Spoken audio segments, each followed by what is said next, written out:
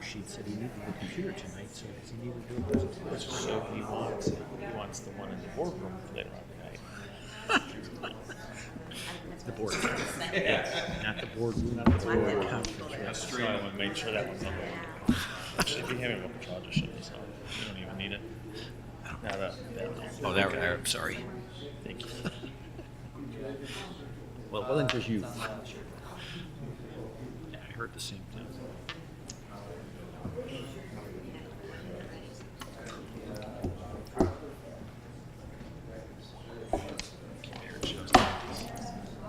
Hey Frank, do you mind if I pull up our presentation? I thought you guys weren't doing a presentation. Did you not tell me you weren't doing a presentation? Oh, Christine. Really? Well, I don't know. I mean, he's asked me. I said, no, I'm not doing it. Of course we could pull it. I'm glad we asked. We're going to wrestle after this. You are generally, when it's you are development services. As a whole. Too much for me.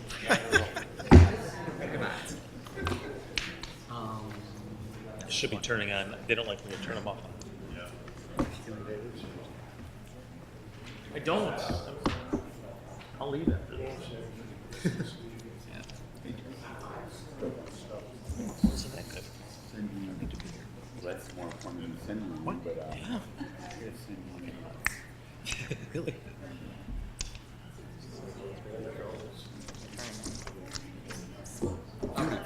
You like showing your face. You do.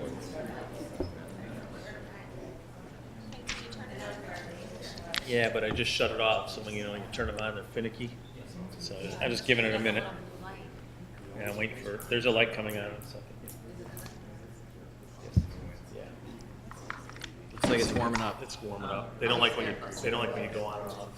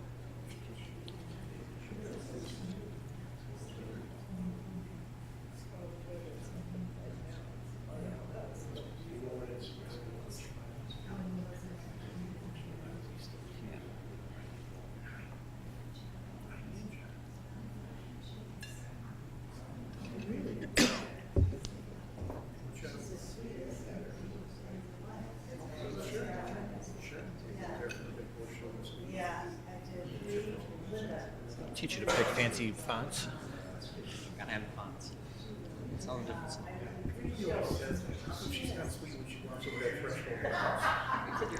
She's tough. She's tough.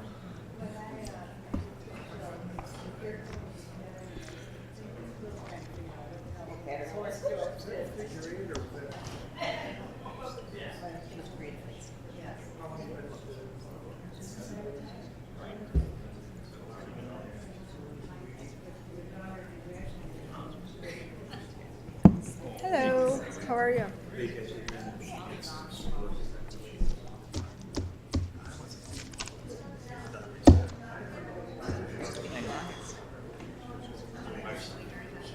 You book it? Yeah. Can I go with you? Do I have to sign in if I want to speak? Yes, sir. Wait.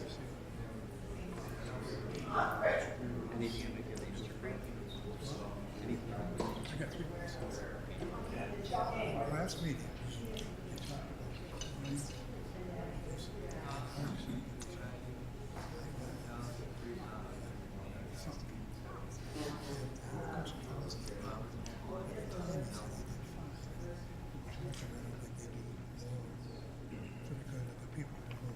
Here you go, sir.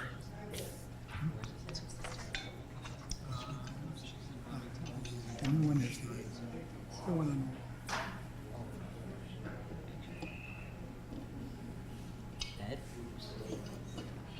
Okay, thank you. Who's this?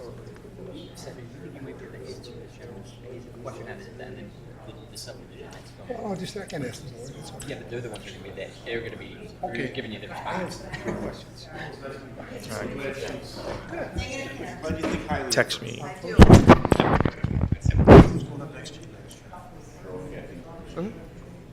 Good.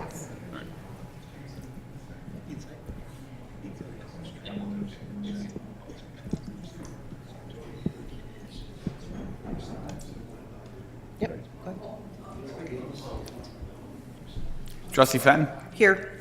Trustee Dodge? Trustee Ruzick? Here.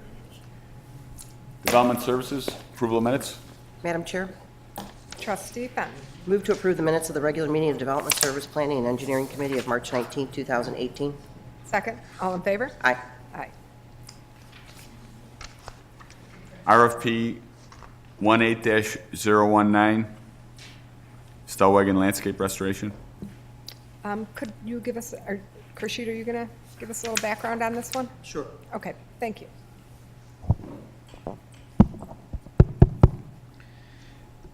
So as part of our Stellwagen Family Farm Foundation, we issued an RFP about 2 weeks back, and we received 8 responses in that process. And we went through the evaluation of all of those, and we have come up with a recommendation for the award of that contract to Cardno Incorporated. This is a landscape firm that we are familiar with, that they have done good work, and we have reached out to their references, and we have found that this is a very, very credible firm that we will be interested in proceeding for this work. Okay, and can you, basically what is this going to do at the Stellwagen farm? Is it an entire re-landscaping? It is what is required as part of our part of that farm recovery that we have in that place. Not the entire. It's 20 acres that we're doing it. Okay. And the funding from this is going to come from the Open Lands Commission, and they've already approved it? Is that Correct. correct? Correct. Okay. Okay. Do you have any questions or comments, Kathy? You probably know more about this. What it's including is at the north end of the property is the seeding for the prairie restoration. Yes. Down there, and then other restoration throughout the property along the bike path and with trees and things like that. But the main thing is that we were, by the state, we had to put in our plan, so much money had to go back into restoration of the prairie. Okay. So we decided to put it at the north end of the property, which the rest of the property then is for agricultural purposes. And the bid that you are recommending was the lowest bid by about $30,000 roughly? By about $37,000. Okay. Yep. Okay. All right, is there anyone here in the public that has any questions or comments? Is there a motion? Madam Chair? Trustee Penn. Move to recommend to the village board to approve the proposal from Cardno, Inc. to establish and maintain the Stellwagen Farm Landscape Restoration Project in an amount not to exceed $112,220. Second. All in favor? Aye. Aye.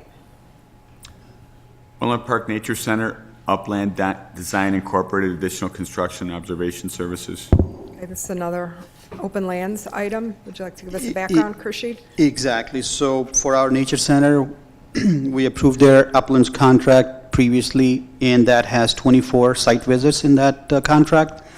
And we believe that the work that is being done, and to make sure that we are covered in all of their processes that meets the prevailing wage requirements for the state, we are requesting that another 24 site visits be approved at a cost of $12,864.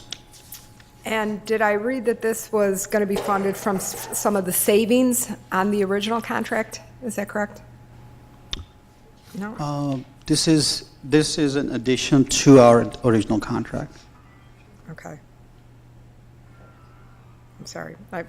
It might have been savings on a different project or part Okay. of it. Okay. Any questions? I just want to make some comments to anybody that hasn't been by our nature center. They've done a lot of progress out there already. They have the one walkway in, they have the dirt is already graded for the amphitheater that's going to be out there, and some of the trails are already put in. So they're really doing a phenomenal job out there in this crummy weather. Any comments or questions from the public about it? Is there a motion?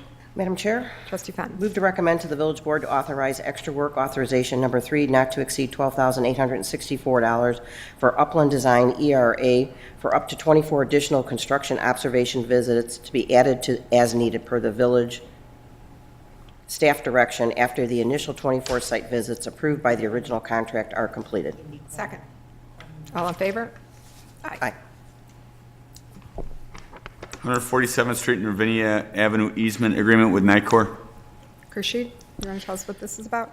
So we are working towards constructing our first roundabout right outside the Village Hall at 147th and Ravinia Avenue.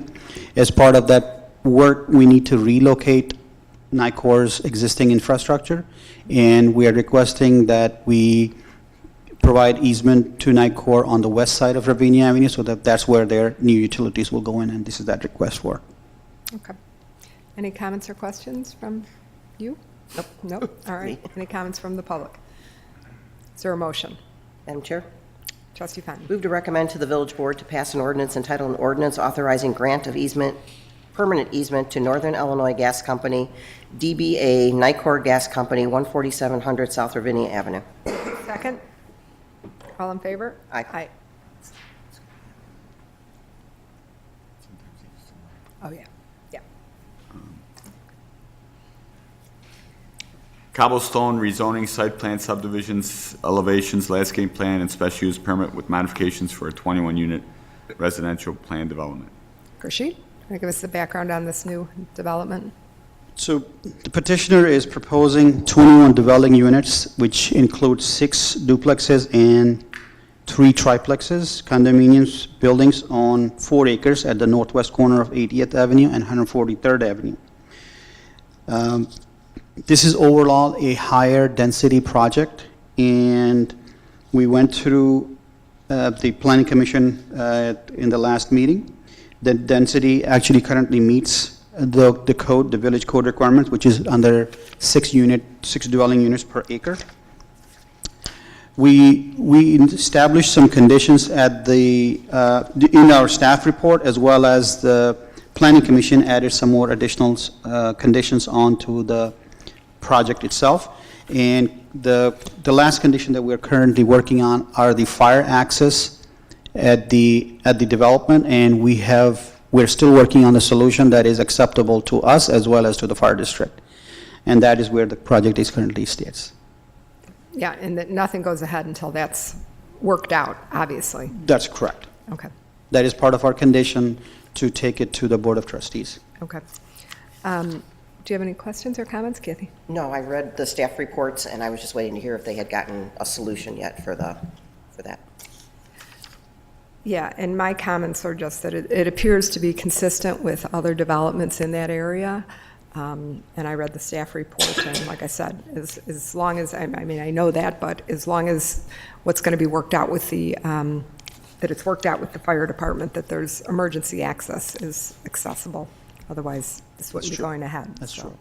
And all the engineering will take care of any concerns that residents may have regarding flooding or other issues with the property.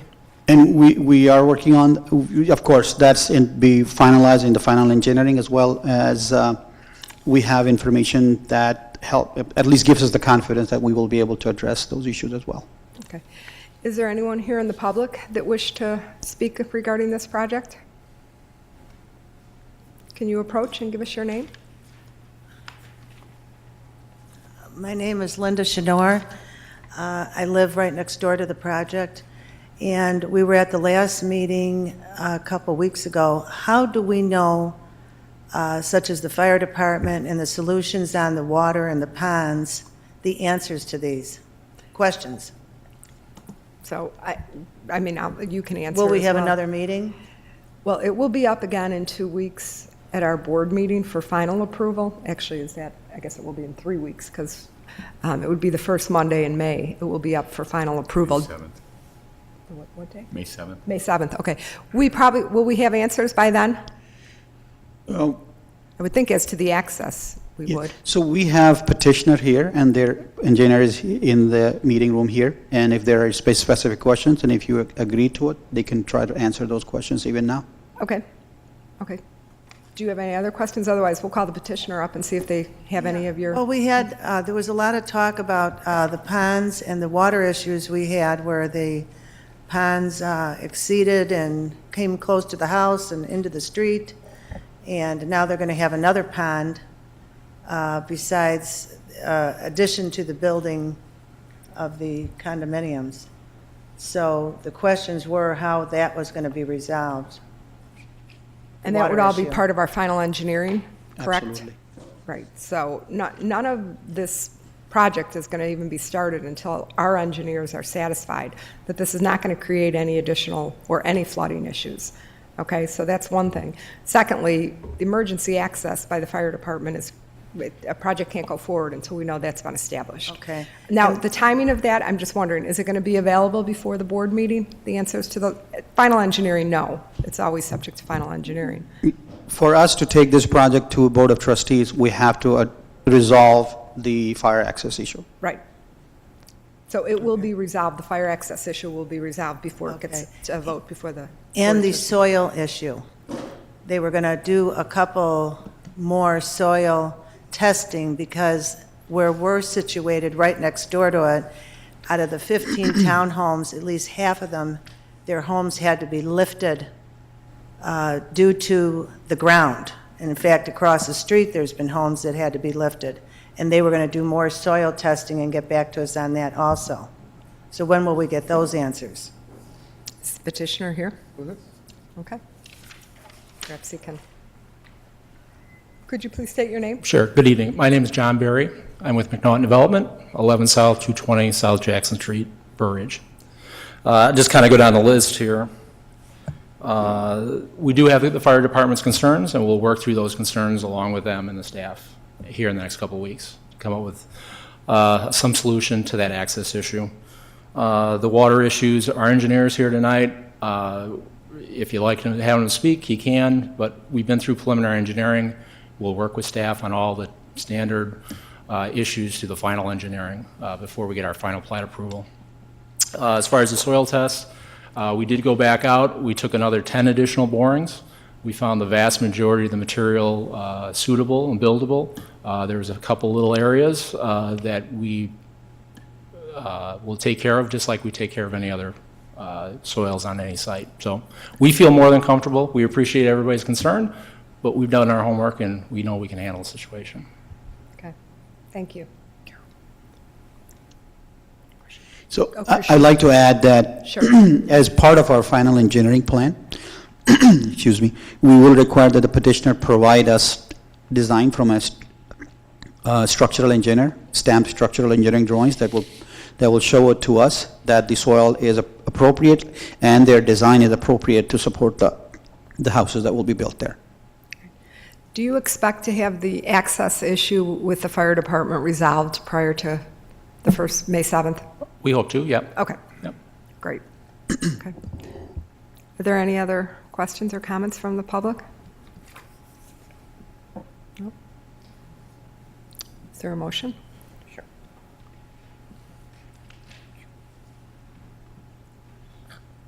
Madam Chair?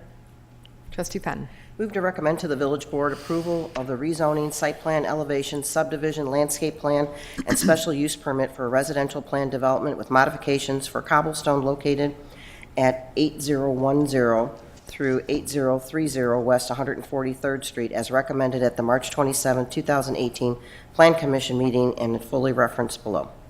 Second. All in favor? Aye. Aye. And Joe, would you maybe be able to get their name and phone number so that you could just notify them when it's going to be up? So they don't come out on May 7th if it's not really going to proceed on that day? Thanks.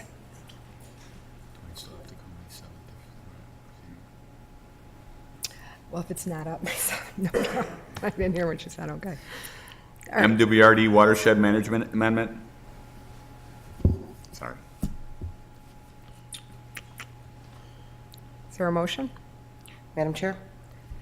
Move to recommend to the Village Board to pass an ordinance entitled Ordinance Approving Amendment to the Intergovernment Agreement between the Village and the Metropolitan Water Reclamation District of Greater Chicago, MWRDGC, providing for the authority of the Village to administer the watershed management ordinance of the MWRDGC and adoption of the said watershed management ordinance amendments by reference. Before I second it, Kershid, can you tell us what the amendments entail? So MWRD on a regular basis issue or update their water management ordinances, and in this last one, which they approved on February 15th, and it also went into effect on the same day of February 15th of this year.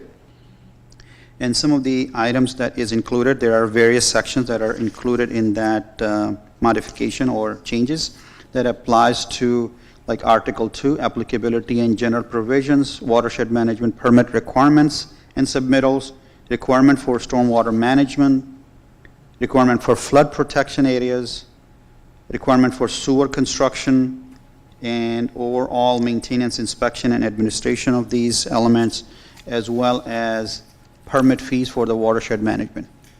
Those are the various sections that they have Okay. make changes. And they do this on an annual basis? Sometimes they do it on an annual, and sometimes they do that on a bi-yearly basis. Okay. All right. All right, so I will second the motion. Is there anyone here from the public who'd wish to comment on it? No? All in favor? Aye. Aye. Land Development Code, Sign Code. Kershid, are you going to make a little presentation? We are. So we are right now in the process of revising our sign code, and our staff is here to make a presentation, and today's presentation is only for information and discussion only. I have Mitch and Stephanie to make that presentation for us.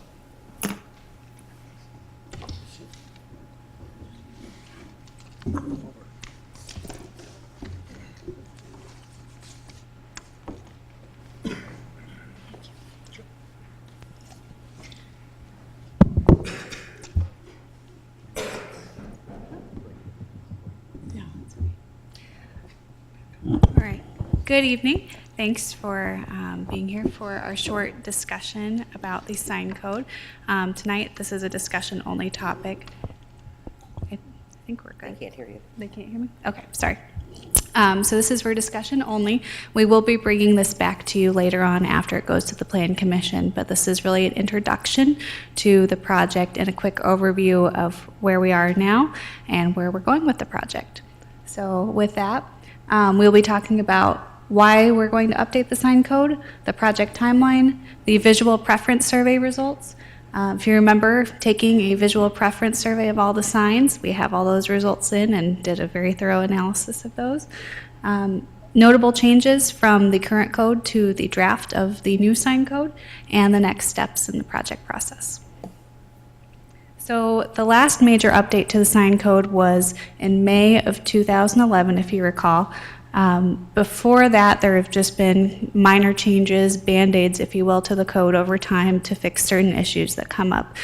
This particular update is going to be the entire code revamped, basically from scratch, retaining a lot of the qualities and some of the exact code from the current code, however, sort of reformatted, making it easier to read, making more graphics, tables, overall just modernizing it and making sure that it's consistent with our other codes.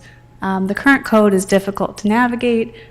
There's inefficiencies with how we could be reviewing it a little bit faster, staff-wise, making the code easier to administrate, as well as being a little inconsistent in some areas. So we want to clean that up and make sure that we're making it something that we can review, and as well as the sign companies can use to create their plans, so we don't have to do 20 revisions back and forth to get approvable signs. There's also new best practices with the American Planning Association, as well as other communities where they've found really great ways to improve sign codes, and we want to adopt some of those policies and regulations to make our code consistent with those communities as well. Also, we have local preferences that change over time, and you'll see through the visual preference survey that we take those results and we use those to create the new code. So we are aligning with our current village vision. Lastly, the legal issues, which content neutrality is something that we really need to make sure is a part of our code, and that's something where basically you can't regulate what the text is on the sign other than something indecent or immoral or untruthful. So we have to make sure that our code doesn't specify content-related restrictions. So the goals are that it'll be easier to read, like I said, more graphics and tables, more efficient and effective for staff to administrate. Regulations mirror the village's vision aesthetically for the signage. And legal, we want to make sure it's legal and defendable and consistent overall with the village codes that we have. So this project originated several years ago, and discussion and research has been going on throughout the last couple years. Last year, the visual preference survey was sent out. We sent it out again one more time early this year just to make sure we got all the responses in. And so far this year, we've basically just been taking all those responses and crafting it into our current draft of the code. We have had it reviewed internally by staff, and we're looking to bring it to Plan Commission next week. There will be a public hearing for it next week at the meeting. And then on May 21st, we'll be bringing it back, hopefully to the committee with a positive recommendation from the Plan Commission, and then moving forward in June to the board, hopefully for final approval. So we've got a new set of sign regulations activated, hopefully in June. So we were able to take the results of the visual preference survey and sort of analyze it, break it down, and we were able to pull some valuable information. Among that information, we were able to identify different characteristics of signs and what does or does not make them work, especially in the village. On top of that, they were giving a numerical score out of 10. So you can see here, we're just going to go over the pointer. Sure, yeah. We're just going to go over some of the highlights here of some of the signs that did not score so well, and then some signs that did score extremely well. So most notable here is digital signs, any signs that feature electronic message boards or digital screens of any sort consistently scored lower than the other monument signs. On the opposite side of that, you see signs that demonstrate authentic materials like stone and wood, more natural features scored on the higher side. Moving on to wall signs, you see the cabinet box, which are displayed here in the bottom right.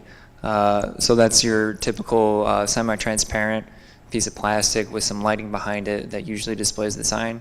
That was actually one of the lowest scoring signs. And in moving forward in writing the code, it's something that we're going to be taking a look at as to whether or not we want to be permitting that in the village. And then on the opposite side, again, with more authentic materials like wood or metal, scored a little bit higher for wall signs, kind of an urban feel, sort of a modern aesthetic, scored a little bit higher.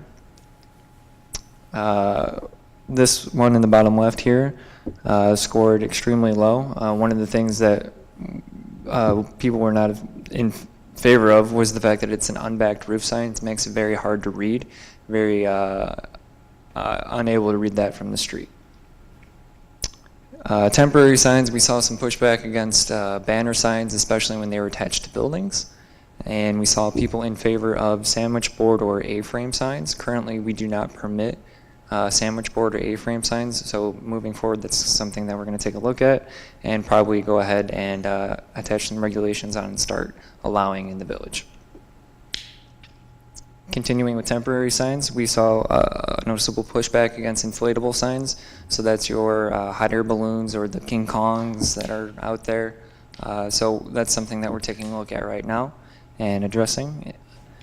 And we saw a positive reaction to banner signs, whether they're hanging off a building or off of a light pole. The overall feel was that we are in favor of those.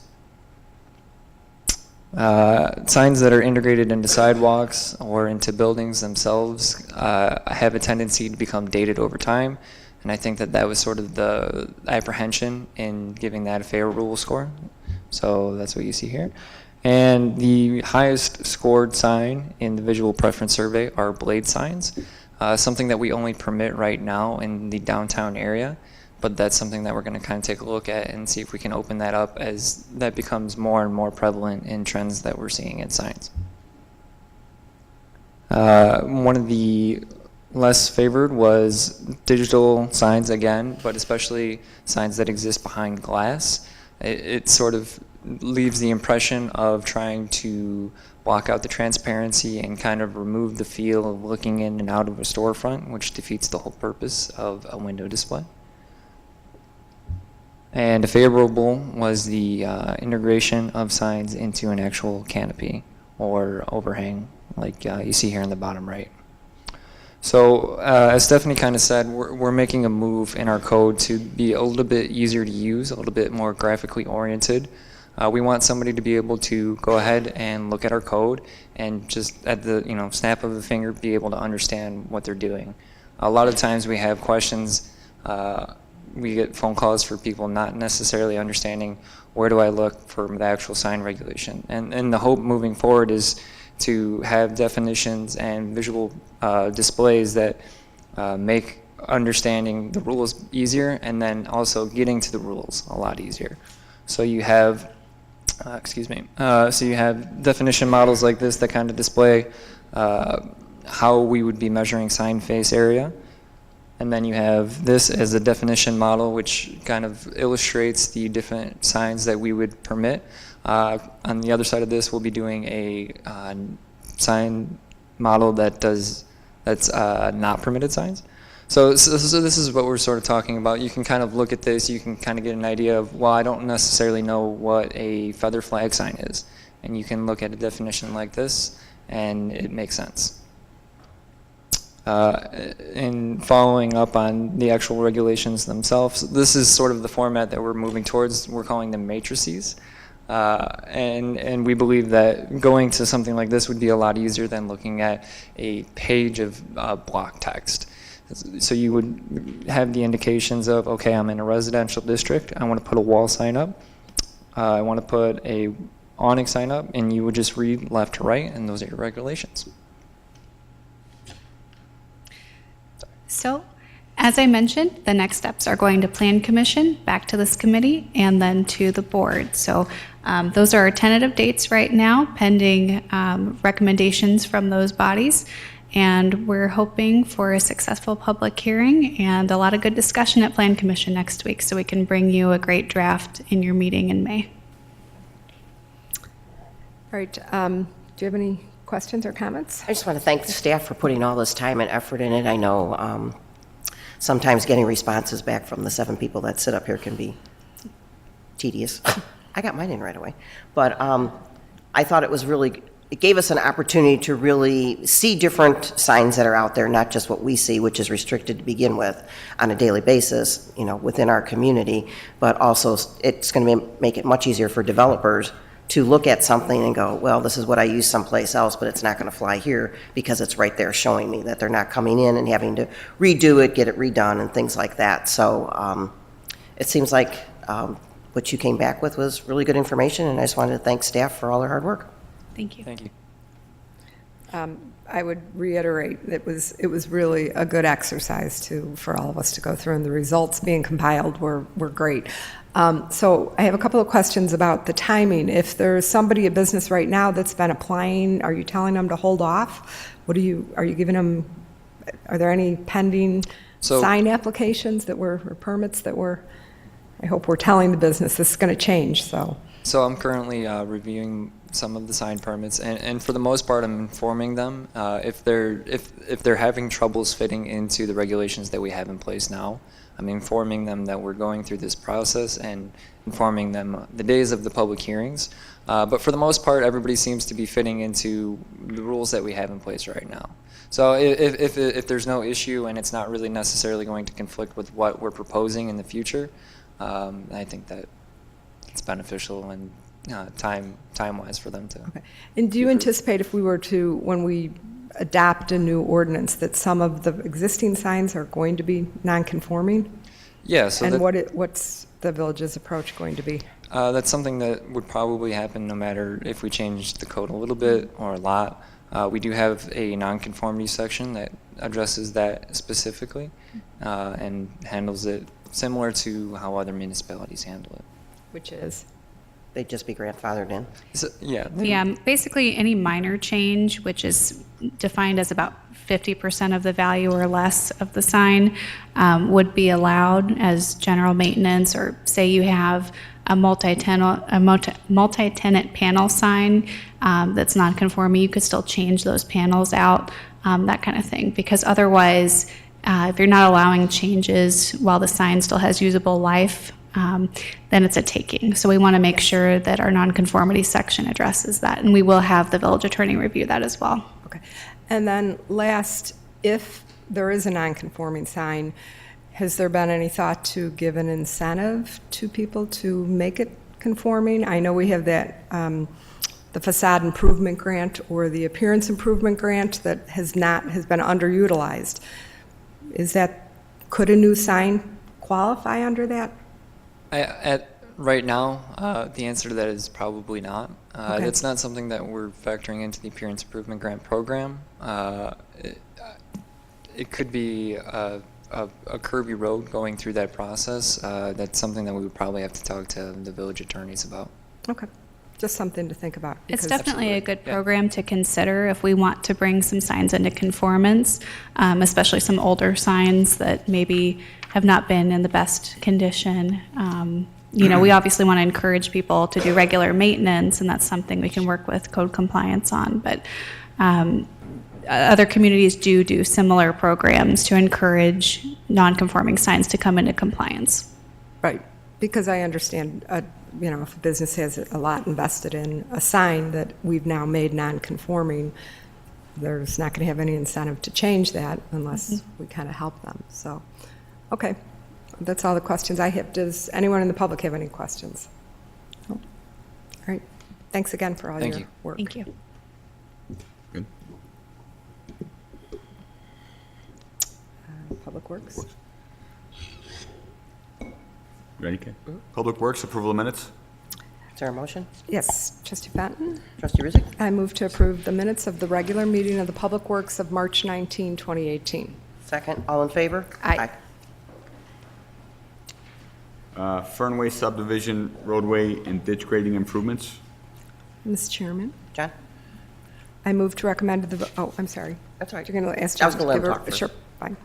This is a request for the third year of engineering to continue the roadway and ditch replacement in Fernway. We anticipate this is going to be a 9-year program. This one will involve the improvements to 170th Street and 170th Place, and it will complete all of the road improvements south of 167th Street. Does anyone have any comments or from the public or from Carol? Trustee Rizzick is. I move to recommend to the village board approval of the proposal from Baxter and Woodman in an amount not to exceed $39,720. Second. All in favor? Aye. 2018 Neighborhood Road Improvement Program bid award, consulting engineering and services agreement? Do you want a motion first? Do you want to just talk? Go ahead. Sure, I can talk briefly. This is our annual program. We're going to be doing seven different areas of the village, the Villa West, Village Square, Lamplighter. We're going to be doing some work on Wheeler Drive and on 139th Street and on Ravinia Avenue, a short segment of Ravinia Avenue, and then also in Victoria Place. This item went out to bid, and we received 4 bids, all within $200,000. So it was a good bid. It did come in slightly above our engineer's estimate. There was no one item that really stood out as being higher. Everything just seemed to be generally more expensive. Just of note, not included in this work is the Fernway 170th Street and 170th Place construction. That will be bid separately after the engineering is completed. And also the Fairway Road Improvement Program is being handled through a separate process as well. Also included with this is the approval for the Phase 3 construction engineering services with Baxter & Woodman to oversee the project and augment our own staff. Are there any questions on our road improvement program? Trustee Ruzick, any questions? Nope. Madam Chair? Trustee I Ruzick? move to recommend to the village board to accept the bid from PT Farrow Construction Company of Joliet, Illinois for the 2018 Neighborhood Road Improvement Program in an amount not to exceed $2,798,606.11. And? Oops. And recommend accepting the proposal from Baxter & Woodman, Inc. of Mokina, Illinois for 2018 consulting engineering services associated with the 2018 Neighborhood Road Improvement Program in an amount not to exceed $157,850. Second, all in favor? Aye. Disposal of village equipment. Go ahead. Martians. This one, this is our regular garage sale that we have. Public Works working to get rid of things that have been sitting around. If you need to purchase a typewriter, this is the place to go. Polaroid camera, if you want to add that to your collection. Of note, though, we are looking to auction off a 1-ton dump truck and a box truck. We always look for what our opportunities are and how to best get the best value out of the equipment that we have, and we utilize different means of auctioning off this equipment. We will put a reserve on it, so if it does not meet what our expectation is, we will look for a different way to get rid of that. So trucks aren't our typical, but we want to experiment and see what we can do through this venue. Does anyone have any questions about the auction? Any other comments? Motion? Madam Chair, I move to recommend to the village board to pass an ordinance entitled Ordinance Authorizing Disposal by Public Auction of Personal Property Owned by the Village of Orland Park, Illinois. Second, all in favor? Aye.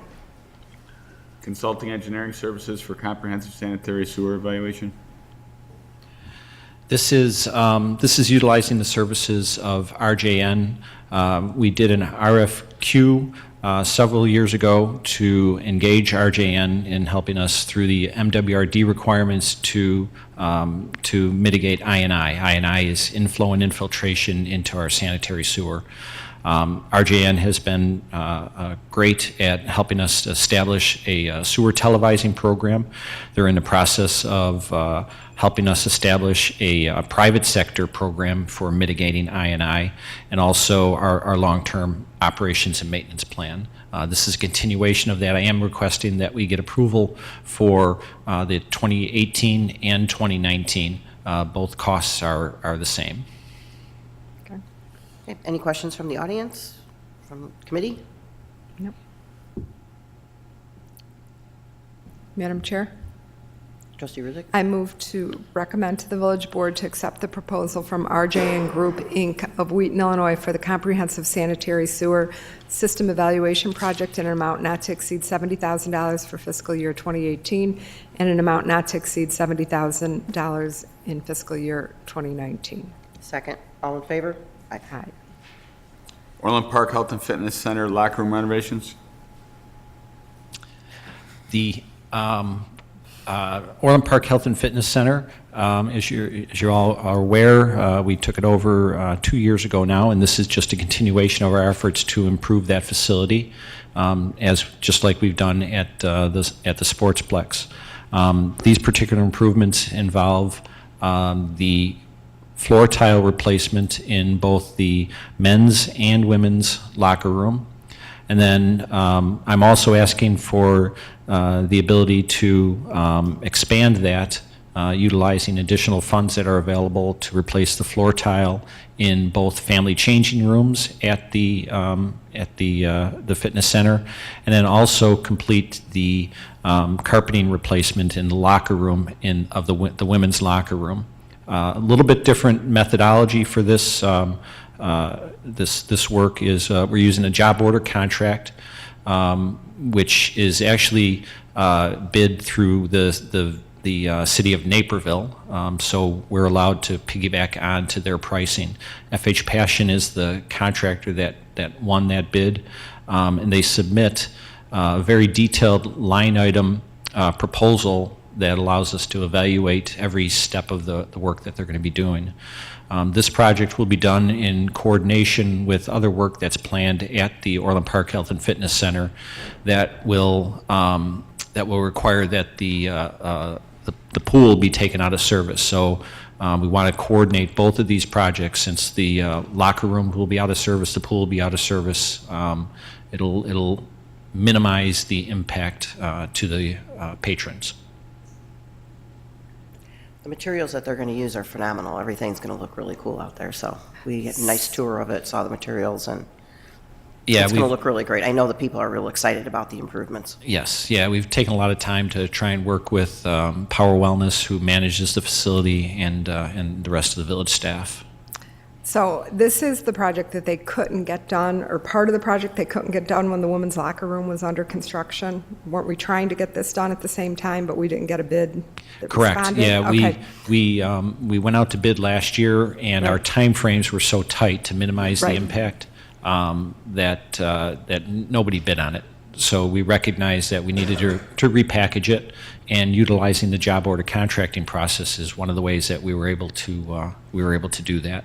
So is the entire women's locker room going to be shut down? At some point, the entire women's locker room will be shut down. Right now, the proposal that we're moving forward with is the tile in the wet areas. So in the bathroom stalls, in the sauna area, the whirlpool area, all of that tile will be replaced. The second part of that will be the replacement of the carpeting in the women's locker room. We are going to do it in two parts. So the first part will be just the tile. So we'll leave the locker room area still available. Okay. When we need to do the carpeting by the lockers, we have to shut down the whole entire thing. But that time frame will be minimized as much as possible. When the locker rooms are being done, we're going to do it. We'll do the either the men's or the women's first, and while those are being done, then the users will be directed to the family locker rooms. Okay. Those will be made available to either women or men, depending on which one we're doing. How long is the women's locker room or the men's locker room going to be shut down at a time? Both of them are anticipated to be shut down for about 5 weeks each. So the entire duration is about 10 weeks. Okay. And you're going to notify and publicize it? Because I'm telling you as a practical matter, the last time you shut down the women's locker room and they did not have access to the washrooms, there was a washroom shortage there. I know there's nothing you can do, Yeah, but it's we're between a rock and a hard place. We have to Right. replace the tile where the washroom is, so we have to Right. shut it down. We try and minimize what that time frame is, and we try and make other facilities available, but it is what it is. I don't know how else to be able to retile and not take it out of service. okay. And when do you anticipate it starting it? If we approve this? We're tentatively looking to start sometime in mid-June. tentatively. Again, we're trying to coordinate two different projects, the tile project, and then the other project that we're going to be doing is a continuation of the dehumidification replacement. We're going to be, the pool gets taken out of service, it physically gets drained. That's when Power Wellness does their cleaning in the pool area. The next item that we're going to be talking about is the replacement of the two boilers for heating the pool water. We need to replace the ductwork in the pool area, and then we're also going to be repainting the ceiling in the pool area. So during that 10 weeks, so as not to, it's going to be an inconvenience, but to minimize it during that 10 weeks, we're also going to be conducting all of that other work in the pool area. Okay, okay. By the way, the improvements that have been made thus far, some of the new painting and the murals, I mean, it really is starting to look very good there. It's coming together. It really is. I know it's yeah. a process, and there's going to be some inconvenience along the way, but Director Flores and her staff have a great vision for what the facility can look like. great. Okay.